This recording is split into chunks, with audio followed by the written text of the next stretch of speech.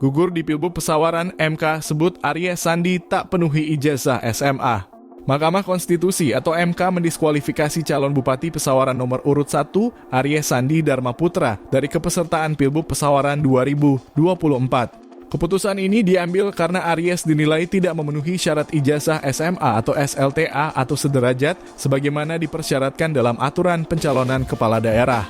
Dalam putusan yang dibacakan Ketua MK Suhartoyo bersama 8 hakim konstitusi lainnya pada Senin 24 Februari 2025, MK menegaskan Aries Sandi Dharma Putra tidak dapat membuktikan bahwa dirinya telah menyelesaikan pendidikan setingkat SMA.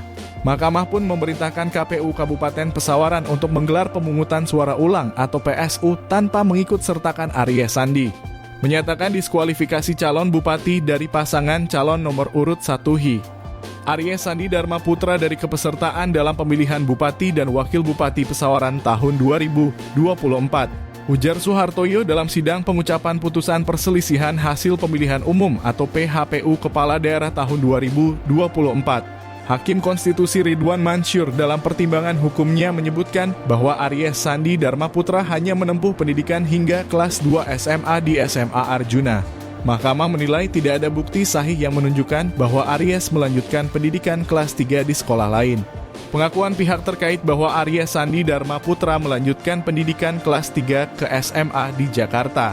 Menurut Mahkamah adalah pernyataan yang tidak dapat dibuktikan karena alat bukti yang diajukan berupa buku induk siswa hanya mencantumkan nilai kelas 1 dan kelas 2, tanpa ada catatan nilai kelas 3, ujar Ridwan.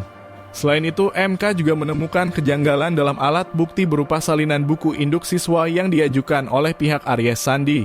Dokumen lain berupa surat keterangan pengganti ijazah atau SKPI kesetaraan yang diterbitkan pada 19 Juli 2018 atas nama Aries Sandi Dharma Putra dinilai cacat hukum secara material. Mahkamah menegaskan dokumen tersebut tidak dapat digunakan sebagai pengganti ijazah SLTA atau sederajat untuk memenuhi persyaratan pencalonan kepala daerah.